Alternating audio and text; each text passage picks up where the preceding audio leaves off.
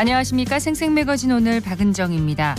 대구와 광주를 잇는 달빛철도 건설을 위한 특별법이 어제 국회 소관 상임위원회 법안 심사소위에 올랐지만 위원, 정부 부처 간 이견 속에 처리되지 못했습니다. 다수의 여야 의원들이 국가 재정의 어려움을 이유로 예타 면제에 난색을 표했고 정부 역시 예비 타당성 조사 면제와 철도 복선화에 반대한 것으로 알려졌습니다.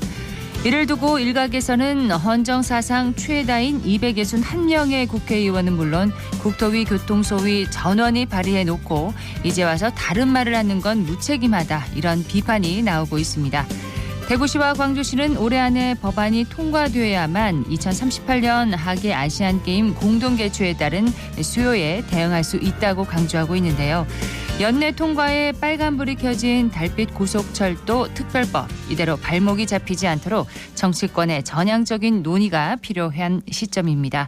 12월 6일 수요일 생생매거진 오늘입니다. 먼저 안동, 포항, 울릉 연결해서 그곳 소식과 날씨 듣겠습니다. 안동입니다. 오늘 아침 안동 1도, 영주 0도, 영양은 영하 1도로 시작했습니다. 낮에는 안동과 영주, 영양 모두 9도까지 올라 일교차가 크겠습니다. 하루 동안은 가끔 구름이 많다가 차차 흐려지겠는데요. 늦은 오후부터는 저녁 사이 경북 북부 내륙을 중심으로 예상 강수량 5mm 미만의 비가 오는 곳이 있겠습니다. 영주시가 영주 관광택시를 오는 20일까지 연장 운영합니다. 영주 관광택시 운행기간은 11월 말까지였지만 12월에도 이용을 원하는 신청자들의 수요가 이어져 운행기간을 연장한 건데요. 관광택시는 영주를 방문하는 관광객들에게 택시를 연계해 영주시 대표 관광지 및 문화를 안내하는 맞춤형 지원 상품으로 관광객 만족도 향상과 동시에 재방문율을 높이고자 2020년 7월부터 운영해왔습니다. 이용 대상은 관외 주민등록이 된 관광객으로 여행 5일 전 영주시 문화관광 인터넷 홈페이지를 통해 4시간 또는 6시간 코스를 선택해서 사전 예약하면 이용할 수 있고요. 이용 요금은 시에서 50%를 지원해서 여행객은 절반만 부담하면 됩니다. 올해까지 4년간 운영한 영주 관광택시는 그동안 1098회 3천여 명의 관광객들이 이용하며 큰 호응을 얻어왔는데요. 이용객들은 맞춤형 편의 제공으로 관광객들이 원하는 관광명소, 영주 맛집 등을 방문할 수 있다는 점을 영주 관광택시의 최대 장점으로 꼽았습니다. 영주시는 관광택시 운영 활성화를 위해서 내년부터는 8시간 코스를 추가하고 현재 15대로 운영 중인 관광택시를 25대로 늘리기로 했는데요. 앞으로도 다양한 고객들의 수요를 충족할 수 있는 영주시의 맞춤형 관광택시가 잘 운영되길 기대해봅니다. 지금까지 안동이었습니다. 이어서 포항입니다. 12월이 됐지만 겨울치고 온화한 날씨가 이어지고 있습니다. 오늘도 낮 기온 15도까지 크게 올라 포근하겠는데요. 추위가 주춤하는 사이 미세먼지가 말썽입니다. 경북 동해안 초미세먼지 농도 오늘 오후 나쁨 수준까지 오르겠습니다. 오늘 저녁 퇴근길 무렵에는 약한 빗방울이 떨어질 수 있겠는데요. 하지만 양이 그리 많지 않아서 건조함을 해소하진 못하겠습니다. 계속해서 불조심해 주시기 바랍니다. 교통과 환경 문제를 해결할 대안으로 자전거 타기가 떠오르고 있는데요. 경주에 국내 최대 규모의 자전거 공원이 들어섭니다. 경주시는 천북면 일대에 6,000제곱미터 규모의 자전거 공원 펌프트랙을 운영한다고 밝혔는데요. 이 펌프트랙은 자전거 페달을 계속 밟지 않고도 요철 구간의 고저차 등을 이용해서 일정한 속도로 자전거를 운행할 수 있는 곳으로 국비 6억 원을 포함해 총 사업비 12억 원이 투입됐습니다. 펌프트랙은 현재 막바지 공사가 진행 중이고요. 준공된 이후 오는 15일부터 무료로 시범 운영될 계획입니다. 어린이를 위한 초급 코스부터 일반인, 전문가 코스까지 난이도별로 도로가 갖춰져 있는 게 특징이고요. 자전거만 있으면 누구든 펌프트랙을 즐길 수 있습니다. 오전 10시부터 오후 5시까지 연중 무휴로 운영되고요. 시범 운영 기간 중에 발생하는 불편한 사항 등을 개선하고 내년 3월쯤 정식 개장할 예정입니다. 지금까지 포항이었습니다. 이어서 울릉입니다. 울릉도와 독도는 맑은 하늘 보이고 있습니다. 현재의 기온은 12.5도로 어제보다 포근한 날씨 보이고 있습니다. 동해중부 안쪽 먼바다에 풍랑 예비특보가 발효 중인 가운데 오후부터 남에서 남서풍이 불며 바다의 물결은 1에서 3.5m로 높게 일겠고요. 내일도 바다의 물결 2에서 4m로 매우 높게 일 전망입니다. 오늘 여객선은 정상 운항합니다. 울릉도 사동항에 입항하려던 대형 전기 여객선이 울릉공항 공사 현장 바지선 때문에 항구 안에 들어가지 못하고 항 밖에서 대기하는 사고가 발생했습니다. 포항에서 지난 4일 밤 11시 50분 승객 등 500여 명을 실은 울릉크루즈가 출항해 5일 아침 6시 10분 울릉 사동항에 도착했지만 항구 앞을 막은 울릉공항 건설 현장 바지선 닷줄 때문에 항구 밖에서 정선 후 대기하다가 정리된 후 입항했습니다. 만약 이때 바람이 강하게 불었다면 대형 사고로 이어질 수 있었습니다. 울릉크루즈는 2만 톤급 대형 여객선으로 승객 1,200여 명을 싣고 운항하는 여객선입니다. 정선이 되지 않으면 대형 사고가 날 가능성이 매우 높았다는 것이 전문가들의 설명인데요. 입출항하는 시간이 정해져 있는 정기 여객선 입항 시간에 항내에서 작업을 하거나 진입 방해를 한다는 것은 안전 불감증이라는 지적도 나오고 있습니다. 이번 사고를 계기로 철저히 조사 후 대책이 마련돼 앞으로 생명과 관련된 대형 사고로 이어지지 않기를 바랍니다. 지금까지 울릉이었습니다.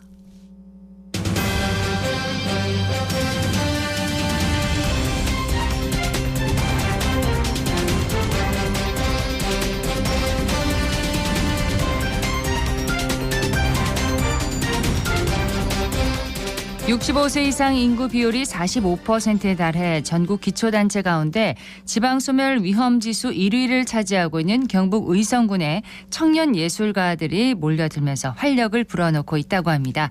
대표적인 곳이 안개미술관인데요. 오늘 줌 인터뷰에서 만나보도록 하겠습니다. 김현주 안개미술관장 전화로 연결됐습니다. 김 관장님 안녕하세요. 네, 안녕하세요. 네, 안개미술관 정말 독특한 곳으로 소문이 나 있는데 저는 사진으로 봤거든요. 네네. 정말 독특하고 신선했습니다. 예, 잘 모르시는 분들을 위해서 안개미술관을 좀 소개를 해주세요. 안개미술관은 이렇게 의성군 안개면 안개 시장길에 있던 공중 목욕탕, 40년 된 공중 목욕탕을 리모델링해서 1층은 미술관, 2층은 그리고 제 작업실 겸 공방으로 사용되고 있는 복합 문화 공간이에요. 네. 기존에 있던 목욕탕 건물 구조가 그대로 유지돼 있어서 되게 이색적이고 독특한 분위기가 연출되고 있고요. 그리고 공간 특성과 신진 작가들의 그런 작품들이 잘 어우러져서 굉장히 멋진 전시들이 소개되고 있습니다. 네, 40년 된 공중 목욕탕이군요. 네. 이 목욕탕이 어떻게 미술관으로 탈바꿈했을까 궁금해하는 분들은 참 많이 계실 것 같습니다. 안성탕, 안성 목욕탕이었죠. 2019년에 폐업하고 의성군에서 예술의성 프로젝트의 일환으로 매입을 해서 신진 작가들의 전시를 열려고 시도를 했었는데 그 당시에는 매입이 불발되었고요. 예, 그래서 이제 빈 채로 약간 폐허 상태로 놓여져 있었거든요. 예. 제가 이제 2021년에 예술가 일촌맺기라는 프로젝트로 의성의 군의 작은 마을에 들어와서 살아보기를 하면서 작업을 하는 그런 활동을 진행했었는데 그때 이제 우연히 알게 돼서 네. 이 목욕탕이 너무 매력적이고 좋은 공간인데 여기를 어떻게 잘 활용할 수 없을까 하던 차에 이렇게 사업에 선정돼서 리모델링비를 지원받고 사업 시작하게 되었습니다. 그럼 2019년부터 한동안은 그 폐업 상태로 비어 있었겠네요. 네, 맞아요. 네, 그 공간을 미술관으로 이제 변신시키셨는데 그러면은 그 미국에서 공부를 하셨다고 들었습니다. 네, 저는 네. 한국에서 학부를 졸업하고 미국에서 다시 미술 대학을 마치고 대학원까지 마치고 들어왔어요. 네. 그럼 의성이 혹시 고향이십니까? 아니요. 연고가 있으세요? 아니요, 전혀요. 이런 질문 많이 받으시죠? 네, 너무 많이 받아요. 예. 그럼 어떻게 이 의성으로 오시게 되셨는지. 정말 우연하게 그 예술가 일촌맺기 프로그램으로 들어오게 되었고 네. 그 당시에 이제 한 3개월 정도 생활을 해보니까 농촌에서 사는 게 저하고 너무 적성에 맞더라고요. 그리고 그런 주변인 그 그 계신 할머니들하고 같이 하는 그런 미술 체험 프로그램들도 굉장히 의미 있고 재미있게 다가왔고요. 네. 그래서 좀 더 이런 생활을 해보면 좋지 않겠나 하던 차에 그 청년 시범마을 일자리 사업을 알게 됐고 그 목욕탕 공간도 알게 돼서 그 목욕탕을 개조해서 이제 전시장으로 탈바꾸고 있어요. 그럼 예술가 일촌 맺기 프로젝트는 그 조금 전에 3개월이라고 말씀을 하셨는데 네네. 일정 기간 그 의성군이나 그런 시골에서 살 수 있도록 지원을 네. 해주는 그런 프로그램입니까? 아, 네, 맞아요. 네. 지금 의성군에서는 의성이 이제 인구 소멸 1위 지역이라는 그런 불명예를 안고 있는데 예. 그래서 그런지 그런 청년들을 유입하려고 하는 정책적인 시도가 굉장히 많거든요. 예, 그래서 지금 그 예술가 일촌 맺기 프로그램도 현재 3년 차 운영되고 있고 3년 동안 36명 청년 예술가들이 이제 왔다 갔다 하고 저처럼 이렇게 정착한 예술가들도 제법 수가 되거든요. 네. 현재는 연극단이 그 신평면에서 활동을 하고 있는데 그 연극단에 있는 그 구성원 5분도 다 정착을 희망하시고 있고요. 예. 그러면 이제 청년 예술가들이 정착하기 전에 한번 네. 살아보는 그런 시간을 맞아요. 갖는 그런 경험의 시간이었군요. 네. 막상 이제 그 귀농 귀촌을 꿈꾸지만 살아보면 또 적응이 잘 안 돼서 실패하는 경우가 꽤 있다고 들었습니다. 관장님의 시골 생활은 어땠나요? 저 같은 경우에는 저도 농촌에서 살아본 적은 처음이었거든요. 예. 제가 산 동네는 생송삼리라고 한 20가구도 채 안 되는 작은 마을이었는데 대부분 주민분들이 할머니 분들이세요. 70대 후반, 80대. 네. 그분들 이제 굉장히 부지런하시잖아요. 아침에 5시에 풀법으로 나오라고 마을에서 방송하시고. 새벽 5시에요? 예. 아, 예. 특히 밖에 나가서 마을 정비하고 풀도 뽑고 뭐 찌짐도 구워 먹고. 네. 그렇게 작은 소규모 공동체 생활을 저도 처음 해본 거거든요. 그래서 이 농촌 생활이라는 게 굉장히 건강한 생활 방식인데 지금 우리가 사는 현대사회에서 너무 멀어져 있는 게 아닌가. 네.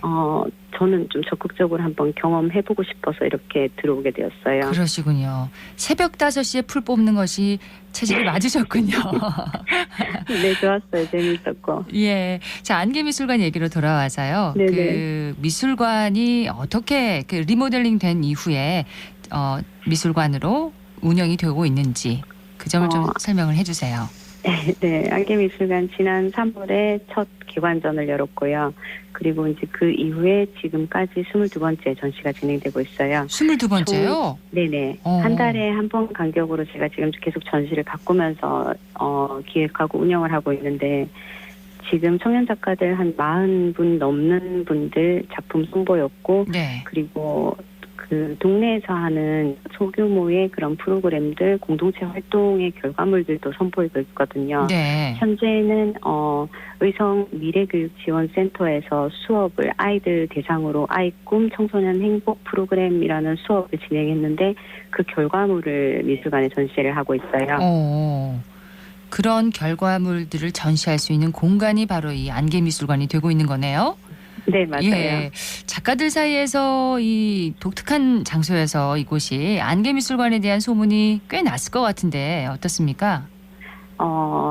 지금은 오히려 지역보다는 서울에 계신 작가님들한테 좀 입소문이 많이 난 것 같고요. 네. 이 공간 자체가 워낙 독특하고 새로운 시도를 하기에 좋은 공간이라서 그런지 작가들을 만나보면 아는 분들이 되게 많거든요. 벌써요? 그리고 그리고 모른다 하더라도 만약에 제가 이제 전시를 하기 위해서 섭외를 한 작가분들한테 연락을 드리면 와 보시고는 이제 깜짝 놀라시고 너무 전시하고 싶다라고 이렇게 굉장히 큰 흥미를 보여주시거든요. 와, 이제 입소문이 조금씩 나고 있습니다. 예, 미술관 홈페이지 들어가 보니까 이 전시 외에도 여러 가지 프로그램들을 운영하고 조금 전에도 말씀을 해주셨습니다만 어떤 프로그램들이 운영되고 있나요? 현재는 미술관 2층에서는 학생들을 대상으로 하는 환경미술 프로그램 같은 것들 또는 장애인들을 대상으로 한 장애인 미술 교육 또는 할머니들을 대상으로 해서 할머니들을 이제 모셔와서 하는 그런 원데이 체험 행사들을 진행하고 있습니다. 근데 이 많은 프로그램을 그럼 관장님 혼자서 다 운영하시는 건 아니겠죠? 그럴 수 없죠. 네. 예, 제 주변에 그러니까 제가 의성 들어와서 보니까 살아보니까 좋은 점들이 많아서 주변 작가들한테 추천을 해서 같이 지금 지역에 살고 있는 작가들이 꽤 되거든요. 네. 그분들하고 같이 수업하고 같이 프로그램 기획하고 그렇게 지내고 있어요. 네. 그러면 그렇게 함께 해주시는 분들이 한 몇 분이나 계세요? 지금 제 주변에 5분 정도 계시죠. 예, 그분들이 전시뿐만 아니라 프로그램 운영에 큰 도움을 주고 계신 건데 의성군의 첫 미술관이자 또 유일한 미술관이라고 들었습니다. 그 이전에는 의성에 그런 미술관이 없었던 건가요? 지금도 이런 전문 전시 공간은 하나도 없고요. 네. 저도 처음 이제 농촌에 와서 너무 놀랬던 게 아무것도 없다는 데 대해서 너무 놀랐거든요. 저는 이제 시각예술을 하는 사람이니까 그래서 처음에 왔을 때는 근데 주민분들 반응이 도대체 뭐 하는 데인가. 이곳이 무엇을 하는 곳인가. 네. 네. 지금은 어떻습니까? 네, 들어와 보는 것도 꺼려 하시는 분들이 많았는데 네. 지금은 그래도 연차가 조금 쌓이고 전시들도 이제 계속 바뀌고 다른 작가들이 왔다 갔다 하는 거를 보고는 궁금해 하시는 분들 많으세요. 네. 어르신들한테는 그래도 좀 시간이 걸릴 것 같은데 이제 주변에 어머니들이나 학생들은 워낙 자주 오는 공간이 돼 있어서 네. 이 학생들이나 어머니들하고는 같이 하는 프로그램도 많고 도움도 많이 주시고 그렇게 잘 지내고 있죠. 네. 도시로 나가지 않아도 교육과 문화를 체험할 수 있는 공간이 생긴 거니까 많은 네, 분들이 맞아요. 좋아하실 것 같네요. 근데 이제 미술관 운영하면서 좀 아쉬운 점이나 또 고민되는 부분은 분명히 있으실 것 같아요. 좀 전에도 말씀드렸지만은 너무 불모지고 아무것도 없는 공간이어서 문화예술 생활을 한다는 것 자체가 익숙하지 않은 분들이 많으시거든요. 네. 이제 그분들에게도 이렇게 턱이 높지 않다. 누구나 들어와서 봐도 되는 공간이다. 라는 그런 인식을 심어주는 데는 시간이 좀 걸릴 것 같고요. 네. 그리고 아무래도 제가 혼자 운영하는 공간이다 보니까 좀 바쁠 때는 또 너무 바쁘고 일손이 부족할 때가 많죠. 예. 많은 분들이 좀 도와주셨으면 좋겠다. 이런 바람인 것 같습니다. 네. 앞으로 안개미술관은 어떤 미술관으로 만들어가고 싶으신지요? 안개면이라는 작은 지역에 있는 공간이지만 의성군 안개면에 가면은 그렇게 독특하게 40년 된 목욕탕을 개조해서 정말 현대적이고 실험적인 작가들의 작품을 전시하는 이런 네. 좋은 공간이 있다라는 그런 소문이 났으면 좋겠고요. 네. 그리고 그런 전시들 그리고 좋은 체험 프로그램들 양질의 교육 프로그램들 선보이기 위해서 저도 많이 노력을 해야 될 거라고 생각합니다. 네. 작가로서의 또 활동도 이어가실 계획이신지요? 저도 현대미술 전공한 예술가로서 지금 현재 제 개인전도 서초구의 명주 갤러리라는 곳에서 진행되고 있거든요. 네. 저도 뭐 이런 여러 가지 복잡하고 다양한 활동들을 하면서 좀 더 나은 사람이 돼서 나은 예술가가 돼서 작품도 더 좋은 작품들 많이 선보이는 게 목표입니다. 네. 전국에서 또 세계에서 찾는 의성 안개미술관이 되기를 바라겠습니다. 오늘 말씀 고맙습니다. 네, 감사합니다. 김현주 안개미술관장이었습니다.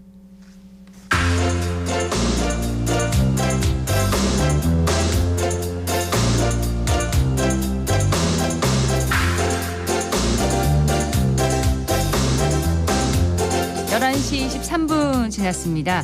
최근 대구에서 헬스장이 갑자기 운영을 중단하는 이른바 먹튀 폐업이 기승을 부리고 있습니다. 관련 내용을 서유리 리포터가 전해드리겠습니다. 어서 오세요. 네, 안녕하세요. 최근 대구 달서구와 서구 소재 헬스장에서 회원을 모집한 뒤 영업을 중단하는 일이 잇따르면서 소비자들의 불안감도 커지고 있는 상황입니다. 네, 서구 소재 헬스장의 경우에는 상하수도 요금을 미납해 수돗물 공급이 중단된 상황에서도 영업 중단 직전까지 회원을 모집해온 것으로 드러났는데요. 헬스장 관련 피해에 대해 소비자연맹의 상담사와 이야기 나눠봤습니다. 달서구의 한 헬스장처럼 갑자기 다니던 헬스장이 문을 닫았다, 잠적을 했다, 이럴 경우에는 어떻게 하면 좋을까요? 헬스장이 폐업을 했거나 사업주가 잠적을 한 경우에는 사실 합의 권고 기관인 한국소비자원이나 소비자상담센터에서 직접적인 도움을 드리기가 어렵습니다. 그래서 이 경우에는 경찰에 신고를 하시거나 개별적으로 민사소송을 고려해 보셔야 됩니다. 네, 이번 달서구 피해자 사례를 보니까 헬스장 등록 당시에 계약서는 또 가지고 있는데 이 계약서에 적힌 상호명이 타 지점으로 돼 있는 경우가 있더라고요. 이런 경우에는 구제 방법이 있을까요? 네, 타 지점으로 등록이 되어 있다면요. 그 지점이 운영을 하고 있기 때문에 어쨌든 그 합의 권고 기관의 입장에서는 중재 대상이 있는 거거든요. 그러면 그 타 지점으로 결제 취소를 요구해 볼 수 있습니다. 그리고 중간 결제 대행사를 이용한 경우라면 피지사라고 하죠. 그 피지사 측으로 현재 상황을 말을 하고 결제 취소를 요구해 볼 수도 있고요. 그럼 이런 사례 말고 일반적으로 헬스장 관련해서 많이 벌어지는 소비자 피해 좀 어떤 게 있을까요? 계약 해지 시에 이제 계약서에 살펴보시면 정상가 계산이라는 부분이 나오는데요. 소비자가 실제 결제한 금액이 아닌 일일 정상가 금액이 과다하기 때문에 이용 일수에 해당하는 금액을 공제하면 환불금이 거의 없는 경우들이 있습니다. 그런 경우에는 약관규제법상 소비자의 계약 해지 시 그 계약 해지 권한을 부당하게 제한을 하는 기준으로 무효로 볼 수 있기 때문에요. 조정을 해볼 수는 있습니다. 그러니까 일단 영업을 중단하면 이 피해를 본 소비자들이 보상을 받기가 어려워지는군요. 네, 맞습니다. 그런데 이 헬스장 이용해본 분들은 아시겠지만 3개월보다는 6개월, 또 6개월보다는 1년 이렇게 장기로 계약할수록 할인율이 점점 높아집니다. 더 저렴해지죠. 네, 맞습니다. 그래서 이왕 운동할 거면 저렴하게 오래 하자라고 생각하기가 쉬운데요. 네. 회원권 기간이 남았을 때 할인 행사로 선결제를 유도하거나 현금 또는 신용카드 일시불 결제를 권하는 경우에는 주의하는 게 좋겠습니다. 계속해서 시민들의 이야기 들어보겠습니다. 안녕하세요. 저는 이번에 수능을 친 고3 이민지라고 합니다. 저 오늘 헬스장 등록하러 왔는데요. 원래는 장기로 등록해서 싸게 등록하려고 했는데 그 달서구에서 헬스장 대표님께서 잠적하신 걸 보고 저도 그냥 단기로 등록하려고 하고 있어요. 친구들도 이제 수능이 끝나서 헬스를 등록하려고 하는데 원래 이제 장기로 하면 싸니까 다들 장기로 하려고 했는데 단기로 하려고 하는 것 같아요. 아무래도 큰 헬스장에서 그런 일이 벌어졌으니까 다른 헬스장도 등록할 때 조금 두려움이 있어서 앞으로는 그런 걱정 없이 운동에만 집중할 수 있는 그런 환경이 조성됐으면 좋겠습니다. 원래는 1년씩 끊을 생각이었는데 사건 이렇게 난 거 보면은 단기로 한 2, 3개월씩 끊어야겠다는 생각이 들긴 해요. 새해 되면 헬스 시작하려고 했는데 뉴스 보고 나니까 헬스장을 끊는 게 조금 꺼려지기 시작해서 집에서 홈트를 시작해보는 게 조금 더 좋을 것 같다는 생각이 들어요. 연말연시에 이 헬스장 등록을 많이 하잖아요. 네, 할인율도 맞습니다. 많고. 그런데 지금 이런 사건들이 일어나니까 시민들이 좀 불안해하는 것 같습니다. 네, 아무래도 이 회원수가 수천 명에 달하는 헬스장에서 이런 일이 일어나다 보니까 또 마음 한켠에 불안함이 자리를 잡은 것 같은데요. 네.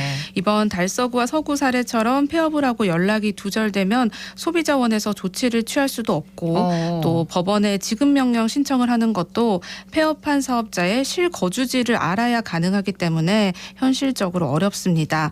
대구 경북 소비자연맹 김은주 상담정보팀장에게 소비자들이 유의해야 할 사항 등을 들어봤습니다.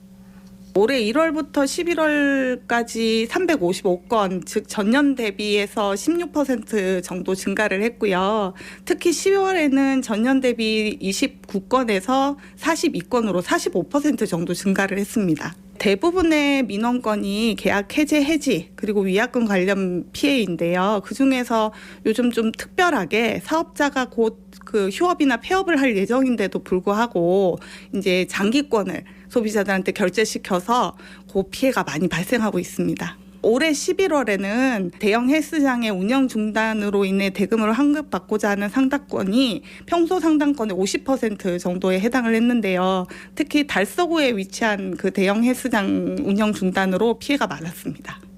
헬스장 관련 소비자 피해 예방을 위해서는 계약서를 작성하실 때 중도 해지 시 환급 조건을 좀 꼼꼼하게 확인하시고 계약서를 반드시 받아두셔야 됩니다. 그리고 계약 시 요구사항을 명확히 밝히시고 특약사항은 계약서에 반드시 기재를 해주시고요. 특히 장기 다회 계약은 신중하게 좀 결정을 해주셔야 되고요. 20만 원 이상 결제를 하실 때는 항상 3개월 이상의 할부 결제, 신용카드로 할부 결제를 하시면 업체가 휴업이나 폐업을 했을 때 신용카드사의 할부 항변권 행사를 하실 수 있기 때문에 피해를 그나마 최소화할 수가 있습니다. 소비자 상담이 필요할 경우에는 대구광역시 소비생활센터나 1372 소비자 상담센터로 연락하면 도움 받으실 수 있습니다. 네, 서유리 리포터 잘 들었습니다. 네, 고맙습니다.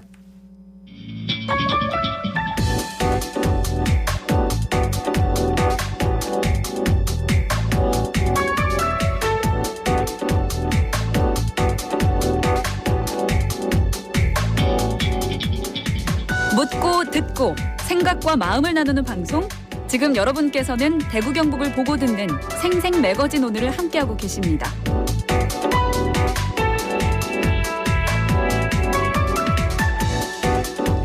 기자의 눈으로 지역의 현안과 이슈를 들여다봅니다. 경북일보 전재용 기자와 오늘 함께합니다. 어서 오세요. 안녕하십니까. 자, 오늘은 어떤 얘기 해볼까요? 네, 22대 국회의원 선거가 이제 4개월 앞으로 다가오면서 출마의 뜻을 굳힌 지역 인사들의 공개 행보가 시작이 됐습니다. 네. 지난 주말 일부 지역구에서 공식적인 출마 선언이 먼저 나왔고 금주 중에도 이제 출마 선언이 이어질 예정입니다. 그동안 지역구별로 수많은 출마 예정자의 이름이 오르내렸었잖아요. 그렇죠. 네, 이제 출마 선언이 이어지는 동시에 일부 지역구에서 이제 불출마를 선언한 사례도 있어서 그렇습니다. 변화가 있는 지역구를 위주로 정리를 한번 해봤습니다. 자, 그동안 물밑에서 활동했던 인사들과 정치권 이목을 놓고 출마 예정자를 좀 가늠했었는데 이제 점차 후보군이 명확해지고 있습니다. 자, 공식 출마 선언이 나온 지역구를 한번 살펴볼까요? 네, 대구에서 첫 출마 선언이 나온 지역구는 동구-을 지역구입니다. 해당 지역구에서 처음으로 출마 선언한 인물은 대구 시의원을 잠시 지냈던 서호영 전 시의원이고요. 예. 지난 3일 안심근린공원에서 기자회견을 열고 공식적으로 동구-을 국회의원 선거 출마를 선언했습니다. 현장에는 이제 지지자를 포함해서 주민 100명 정도가 참석했었는데 반야월이 과거에 서전 시의원의 지역구였던 만큼 지지자가 상당히 많이 몰린 걸로 예상이 그렇군요. 됩니다. 네. 그리고 이 자리에서 서전 시의원이 안심근린공원은 지난 2016년부터 매달 땅콩주 봉사를 하면서 주민과 이제 사람과 정을 나눴던 곳이라고 이제 소개를 했고요. 예. 이곳에서 이제 반야월 민심을 대표하는 정치 1번지니까 이곳에서 자기의 이제 정치의 변화를 이뤄보겠다 이렇게 포부를 밝혔습니다. 예. 대구 동구을은 강대식 의원이 현역으로 있는 지역구잖아요. 네. 현재 거론되는 출마 예정자들은 누가 있습니까? 현역인 강대식 의원을 비롯해서 지금 하마평에 오른 인물만 10명이 넘습니다. 네, 우선 출마 의사를 공개적으로 밝힌 서전 시의원이 지지세를 몰아서 먼저 출사표를 던지긴 했지만 네. 대부분 다 보수 진영에서 거론되고 있는 인물이어서 공천 경쟁이 좀 치열할 걸로 그렇겠네요. 이렇게 예상이 됩니다. 공식적인 출마 선언은 없었지만 지난 1일 우성진 국민의힘 중앙위원회 국민소통분과 부위원장이 출판 기념회를 통해서 애둘러 출마의 뜻을 밝혔습니다. 출판 기념회 자리에서 이제 우동기 대통령 직속 지방시대위원장이나 고영진 전 대구시장, 김병준 전 자유한국당 비상대책위원장 등 이제 이름 있는 정치인으로부터 받은 응원의 메시지를 전하기도 했는데 네. 이런 정치력을 과시한 걸 보니까 출마 의지를 굳히고 활동한 걸로 해석할 수 있겠습니다. 예, 그리고 현역인 강대식 의원과 비례 국회의원이 조명희 의원을 비롯해서 20대 국회에서 비례로 활동했던 김규환 전 의원과 동구청장 출신의 이재만 전 자유한국당 최고위원, 과거 동구 지역 시의원 선거에 여러 차례 도전했던 오비오 국제 e스포츠진흥원 대구 경북 연합 추진위원장의 출마가 점쳐지고 있고요. 예. 최근에는 박근혜 전 대통령을 이제 보좌하고 있는 유영하 변호사와 노태우 전 대통령의 아들인 노재현 동아시아 문화센터 원장까지 본보수 차원의 후보로 거론되고 있습니다. 네. 그리고 민주당에서는 이승천 한국장학재단 상임감사와 최한식 민주당 전 정책위 부위원장이 출마 예정자로 꼽히고 있는데 모두 합해서 10명이 넘습니다. 동구을 지역 지금 예상되는 인물만 10명이 넘는 상태. 공천 경쟁부터 아주 치열할 것 같습니다. 네. 저 출마 선언이 나온 다른 지역구는 어디입니까? 마침 오늘 노승권 변호사가 대구 중랑구 국회의원 선거에 출사표를 던졌습니다. 1시간 전 국민의힘 대구시당 3층에서 이제 기자회견을 열고 공식적으로 출마 의사를 발표했는데 예. 출마 의지를 굳힌 배경을 살펴보니까 한 2년 정도 지역구를 돌았다고 해요. 그리고 그러면서 자기가 이 지역에서 고향에서 나고 자랐기 때문에 여기서 자기가 발전을 위한 좀 뭔가 새로운 변화가 필요하다고 판단해서 출마 의지를 굳혔다고 합니다. 예. 그리고 뭐 검사 출신의 인사들이 이제 정치권에 출마하는 거에 관련된 우려에서는 이미 그 검사를 떠난 지가 이제 한 4년이 넘었기 때문에 그거와는 무관하고 법조계 출신의 인사들도 국회에 필요하기 때문에 자신의 장점이 있을 것이라고 이렇게 어필을 했습니다. 예. 그리고 원래 오후 2시에 예정돼 있던 그 강사빈 국민의힘 중앙당 부대변인 같은 경우에는 시간을 좀 당겨서 네. 바로 이어서 기자회견을 진행했습니다. 오전에요? 예, 지금 진행 중일 텐데 지난해 보궐선거에서 최연소 후보로 공천 경쟁에 나섰었던 만큼 이번에는 다시 한 번 더 도전하겠다는 의사를 굳혀서 지금 진행 중인 내용이어서 네, 어떻게 예. 출사표를 던졌는지는 나중에 확인을 해봐야 될 것 같습니다. 20대죠? 예, 맞습니다. 자, 오늘 출마 선언한 인물들이 공교롭게도 모두 중남구 지역구입니다. 공천 경쟁 치열할까요? 네, 중남구도 좀 만만치 않습니다. 우선 거론되는 출마 예정자는 지난 보궐선거에 출마했던 인물들을 꼽을 수 있겠는데 우선 당선이 됐던 임병헌 의원이 보궐선거를 통해서 이제 2년 동안 임기를 보내고 네. 재선 의지를 굳혔습니다. 그리고 이무영과 경쟁을 벌이다 아쉽게 낙선했던 권영현 20대 대통령직 인수위원회 국민통합위원회 자문위원도 선거를 준비하고 있고요. 이와 함께 선거를 치운 도태우 변호사가 또 다시 도전을 하고 도건우 원장 대구 테크노파크 원장 같은 경우에는 거론이 되다가 불출마 쪽으로 의지를 굳혔다고 하더라고요. 예. 예, 그래서 지금 현재로는 국회의원이 한무경 비례의원의 출마설도 나오고 있습니다.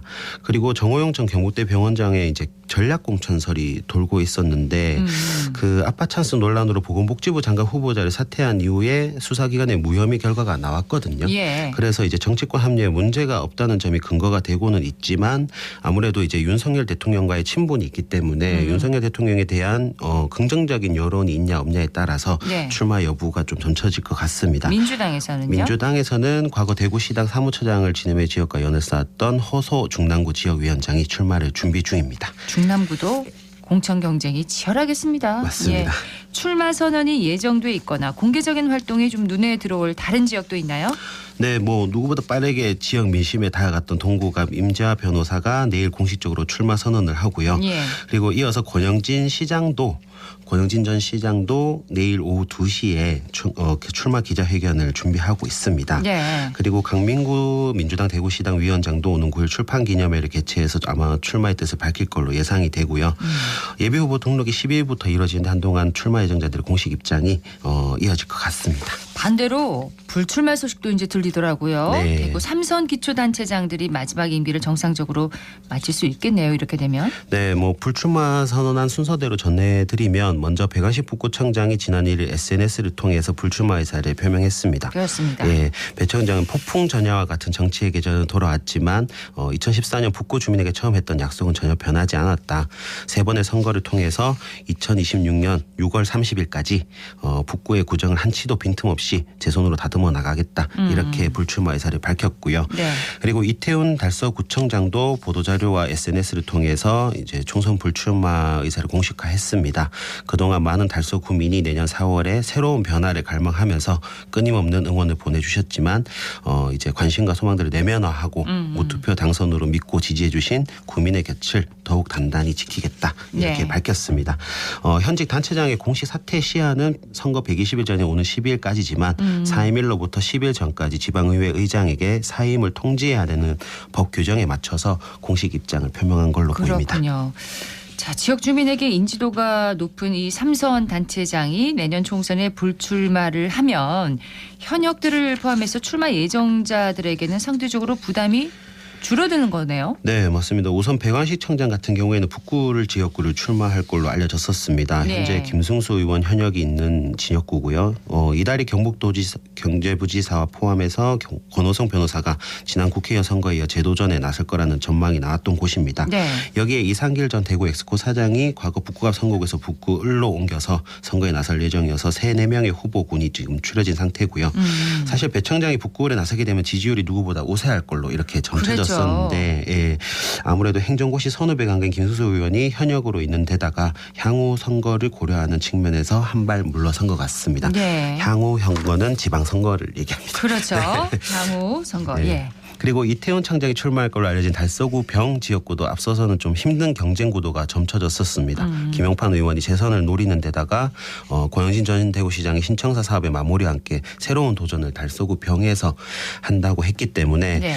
아무래도 인지도가 높은 3명이 맞붙는 그림이 좀 그려졌었거든요. 그렇죠. 하지만 이제 이 청장이 불출마를 선언하면서 달서구병은 현 국회의원과 전 대구시장의 대결 구도로 좀 좁혀진 상태입니다. 그렇습니다. 정부의 부처 개각에 따라서 이제 총선 준비에 또 들어가는 그런 인사들도 있죠. 네, 대구에는 달성군 현역 의원인 추경호 부총리 겸 기획재정부 장관이 선거판으로 복귀할 예정입니다. 지난 4일 추 부총리를 비롯해서 이제 국토교토부 장관, 국가보훈부 장관, 중소벤처 장관 등 이제 총 6명에 대한 개각 발표가 나왔잖아요. 그렇죠.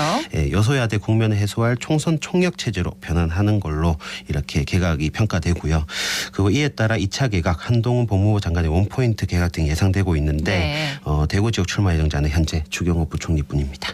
자, 국민의힘 당무 평가 때문에 현역들의 마음이 뒤숭숭한 것도 같습니다. 선거에 아무래도 영향이 있겠죠. 네, 국민의힘 당무감사위원회가 내년 총선 컷오프 그러니까 공천 배제 공고 명단을 확정 지었다고 하는데 결과에 대해서는 항고령이 떨어진 상태입니다. 예. 지난 총선 패배로 수도권에서는 현역 의원이 거의 없기 때문에 아무래도 TK, PK 지역의 의원이 많이 포함된 것으로 이렇게 보고 있습니다.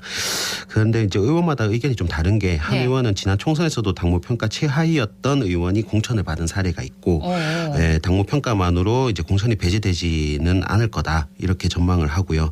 다른 의견으로는 억울하게 컷오프 명단에 포함됐다고 인지한 의원 같은 경우에는 이준석 전 대표의 신당 창당에 합류할 수도 있다 이런 예측을 내놓고 있습니다. 자, 대구 총선 레이스 서서히 시동이 걸리고 있다는 소식 전해드렸습니다. 경북일보 전재용 기자였습니다. 고맙습니다. 감사합니다.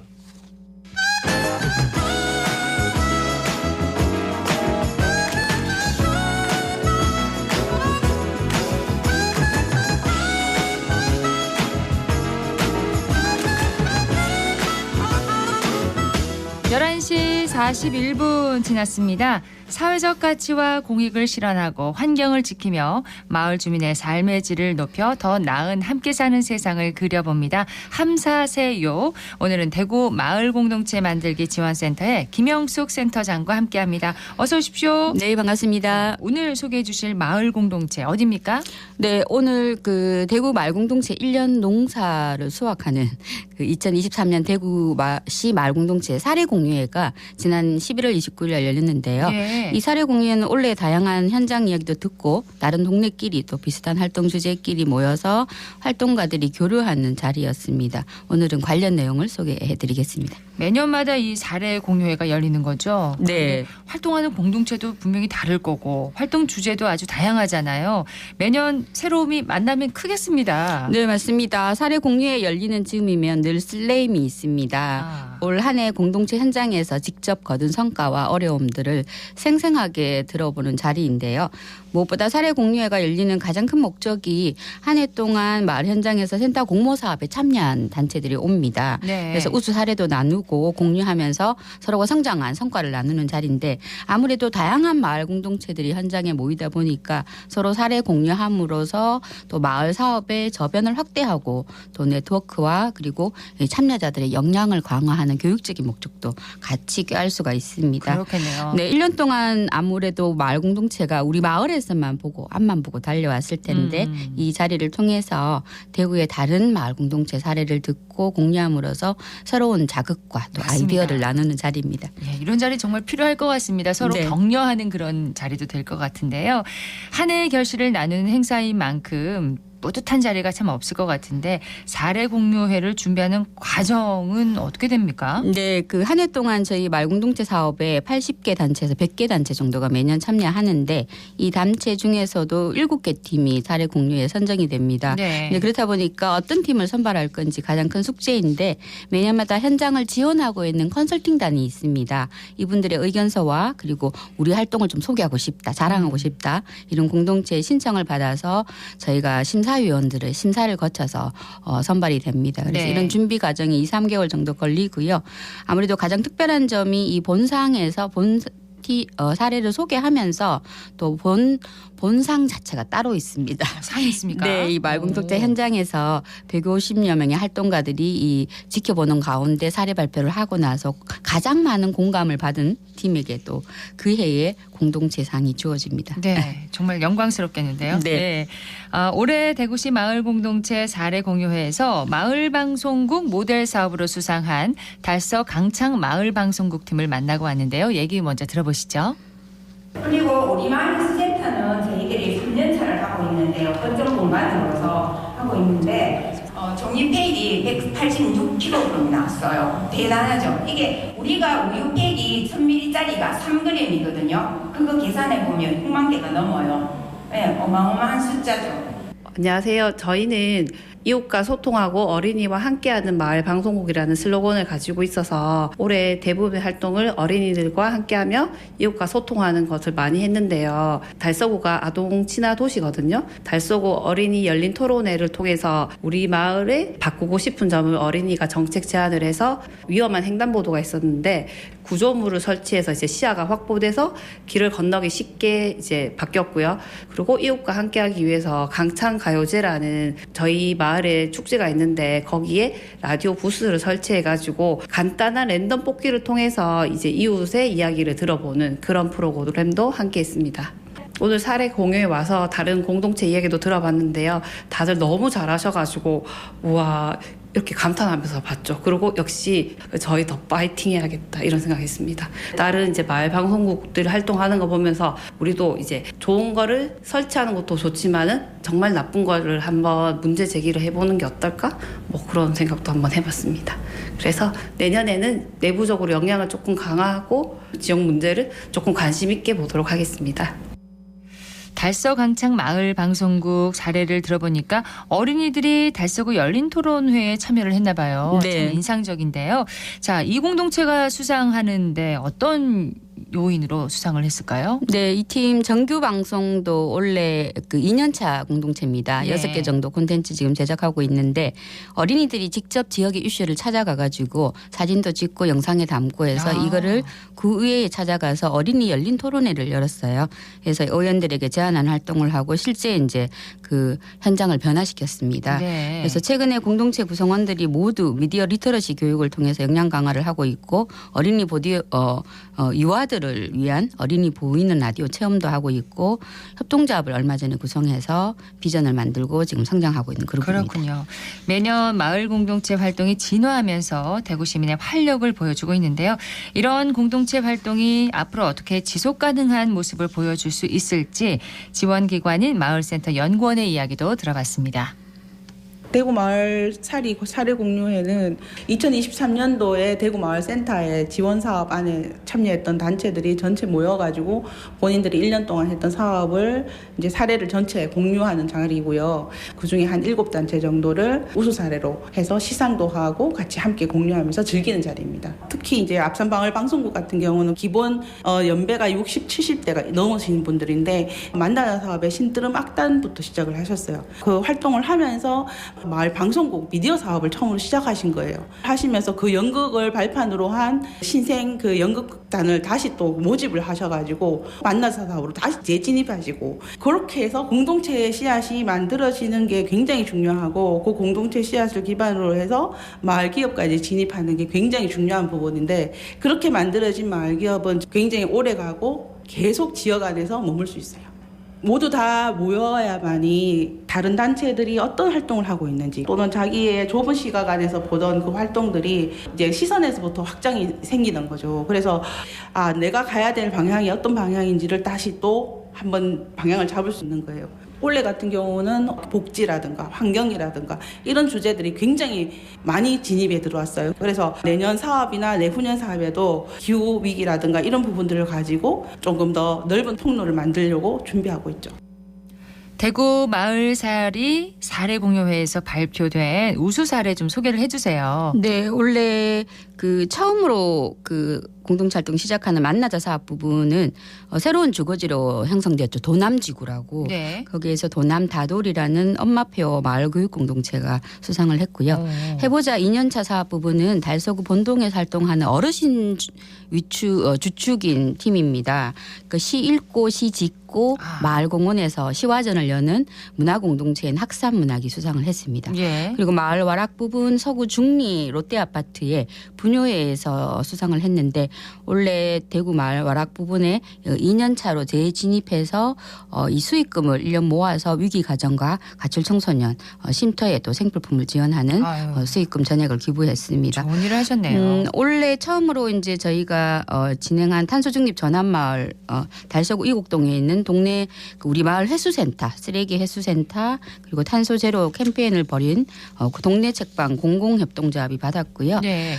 마을 공동체 플랫폼 사업이라고 이게 이제 마을 안에서 공동체 활동의 거점을 형성하는 플랫폼 지원 사업에는 동구 안심 1동의 그 협동조합 둥지팀이 받았는데 올해 마을 추억과 이야기를 담은 동화책 8권을 발간을 할 예정이고 네. 곧 출판 기념회 앞두고 있습니다. 그렇군요. 올해 아마 제일 영광스러운 팀일 것 같은데 앞산마을 방송국 3년차 활동하는 팀인데 대구 대명문화의 거리에 있는 그 유유공간 안으로 안정적으로 마을 방송국 공간을 구축해서 들어갔습니다. 네. 그래서 남구의회의 정책 제안을 통해서 남구 미디어 조례도 만들었고요. 올해 여름에 굉장히 열심히 활동하셨는데 서구 비산이 3동 마을 방송국들과 함께 대구가 데프리카잖아요. 그렇죠. 그래서 이 지역의 어르신 무더위 쉼터가 굉장히 많이 지정되어 있는데 이 지역의 어르신들이 진짜 이 쉼터를 잘 이용하고 있나 잘 운영되고 있는지 이 실태 조사를 다 벌였습니다. 그래서 네. 이러한 감동적인 생생한 사례 발표로 당일날 현장에 이 150여 명의 활동가가 최우수 공감상을 해서 그러셨군요. 올해의 최우수 공동체상으로 선정되었습니다. 그렇군요. 네, 다시 한번 축하드립니다. 아유, 축하드립니다. 네. 그럼 이 공동체는 이제 이때 이제 사례 발표를 하신 분들이고 공동체고 이 자리에서 소개되지 못한 올해 빛나는 대구 마을 공동체 성과 또 열매 조금 더 소개를 해주신다면요. 네, 아마 유명한 마을이라서 다들 아실 건데 대구 안심마을 로컬푸드 매장 땅 이야기가 10주년 올해 됐는데 네. 책을 자체 동네에서 발간을 했습니다. 사실 이 마을이 전국에서 제일 잘 나가기도 하는데 그렇군요. 이것의 비결을 살펴보니까 결국 마을 안에서는 서로 상호 돌보고 다르다는 것을 인정하면서 새로운 가능성을 가진 주민들이 서로 의기투합해서 함께 가는 어떤 우정과 한대의 마을을 만들고 있기 때문인데요. 네. 이 책에서 이제 서두를 써주신 문화인류학자 조한혜정 선생님께서 이런 말씀을 주셨습니다. 이 마을 공동체가 지금까지 연출과 조직을 통해서 이권 챙기기에 급급했던 지역의 이제 마피아 리더들과 달리 주민들이 스스로 소통하고 배우면서 우정과 한대의 사회를 일구어 나가는 새로운 대안 모델이다. 네. 그래서 마을 공동체가 잘 되는 마을은 관계 인구도 늘어나야 되지만 응원 인구도 늘어나야 된다고 대구 마을 공동체를 응원해 주셨습니다. 그렇군요. 내년에도 대구 마을 공동체가 알찬 결실과 또 열매를 맺기를 기대하겠습니다. 오늘 말씀 고맙습니다. 네, 감사합니다. 대구 마을 공동체 만들기 지원센터의 김영숙 센터장이었습니다.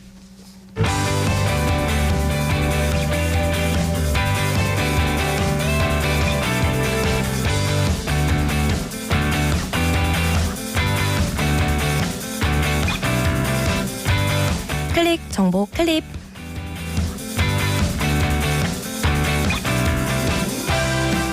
건조한 겨울철 난방기구 사용이 증가한 만큼 화재에 조심해야 하는데요. 화재가 발생하면 먼저 화재 경보기를 누르고 소방서에 바로 신고하는 것이 우선입니다. 또 엘리베이터 대신 계단을 이용해 최대한 낮은 자세로 대피해야 하고요. 평소 소화기구의 위치와 사용 방법에 대해 알아두는 것도 중요하겠습니다.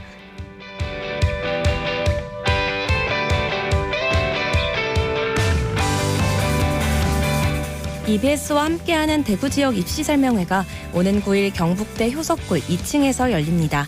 이번 설명회는 대구 지역 예비 수험생과 학부모를 대상으로 대구와 수도권의 정보 격차를 줄이고 진학에 도움을 주고자 유치했다고 하는데요. 대구뿐만 아니라 내년 1월에는 경산시에서도 열린다고 합니다. 설명회를 통해 입시와 관련된 궁금증을 모두 해소할 수 있기를 바랍니다.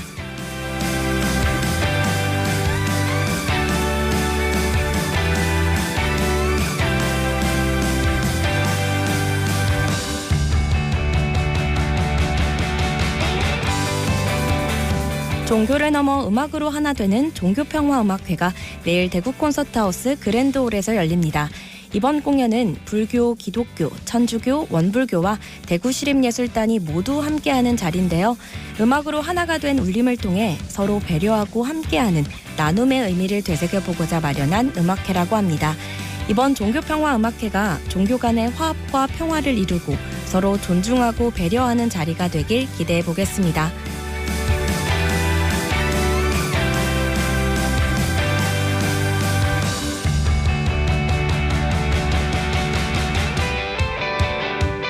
(100년) 전 대구와 대구 시민들은 어떤 모습이었을까요? 1923년 대구의 이야기를 전해주는 전시회가 대구 근대역사관에서 내년 1월 14일까지 진행됩니다. 이번 전시는 100년 전 대구를 오늘의 관점에서 다시 한번 살펴보기 위해 기획됐다고 하는데요. 전시회에 방문해서 대구의 과거와 현재 그리고 미래를 느껴보시는 건 어떨까요?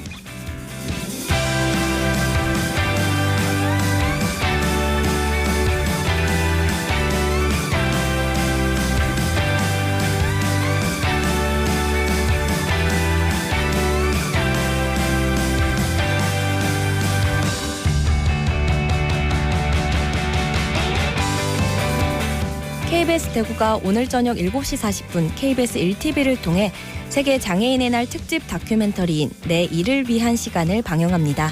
KBS 대구와 대구시가 함께 기획한 장애인 인식 개선 다큐멘터리는 올해로 3년째 이어오고 있는데요.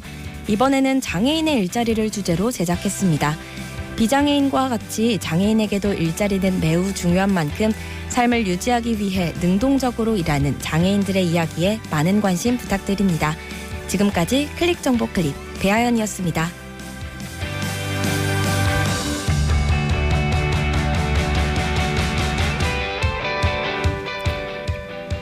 올해 대구 지역 교통사고 사망자 66명 가운데 30명이 65세 이상의 고령자였고요.